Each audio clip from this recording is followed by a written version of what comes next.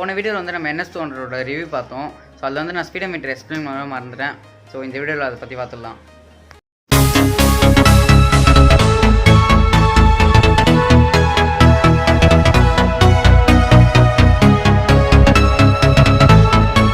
First rating சைட்லாம் பார்த்துடலாம். மேலே சைட்ஸ் அண்ட் இண்டிகேட்டர் கொடுத்துருக்காங்க.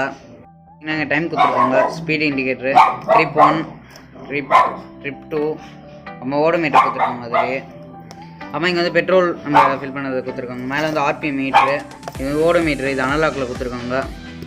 அப்புறம் இந்த சைடு பார்த்தீங்கன்னா ஃபஸ்ட் வந்து நியூட்ரு கொடுத்துருக்காங்க மேலே. அப்புறம் இந்த சைடு இண்டிகேட்டர் கொடுத்துருக்காங்க. இது இண்டிகேட்டர் வந்து ஒரு சைடு போட்டாலும் 2 இண்டிகேட்டர் எரியிற மாதிரி. இண்டிகேட்டர்னால் அதான் மேலே மட்டும் 2 சைடு எரியிற மாதிரி. அது கீழே வந்து லோ பேட்ரி, அப்புறம் ஐபீமு, அது லோ ஆயிலு, அப்புறமா ஆயில் டெம்பரேச்சர். இங்கே வந்து பஜாஜோட லாகோ கொடுத்துருக்காங்க. மோட் செட் 2 பட்டன் கொடுத்துருக்காங்க. அனலாக் ப்ளஸ் டிஜிட்டல்லாம் கொடுத்துருக்காங்க. ரொம்ப ஒன்றும் பெரிய இன்ஃபர்மேஷனாக இல்லை, நார்மலாக கொடுக்குற மாதிரி கொடுத்துருக்காங்க. ஸோ இன்னொரு விஷயம் பார்த்தீங்கன்னா டியூக்லாம் கீர் இண்டிகேட்டரு, வெர்சன் 3 இந்த வண்டியெலாம் கீர் இண்டிகேட்டர் இருக்குது. இதில் அதுவும் கொடுக்கல. ஆக்சுவலி B6 இப்போ லான்ச் பண்ணியிருக்காங்க. அதில் வந்து இந்தியாவில் லான்ச் ஆகிடுச்சு. ஸோ அந்த வண்டியில் கீர் இண்டிகேட்டரு மற்றபடி நிறைய விஷயம் கொடுப்பாங்கன்னு நினச்சேன். ஸோ அதுவும் எதுவும் கொடுக்கல. கீர் இண்டிகேட்டர் வெறும் ஃபியூல் இன்ஜெக்ஷன் கொடுத்தனால அதோட சிம்பிள் மட்டும் மேலே காணும் ஃபியூல் இன்ஜெக்ஷனுக்கு. முடிஞ்செல்லாம் எல்லாமே சொல்கிறேன்னு நினைக்கிறேன். NS200 ரிவ்யூ பார்க்கணுன்னு நினச்சவங்க நான் இன்னொரு வீடியோ இருக்கும், அதை பார்த்துக்கோங்க.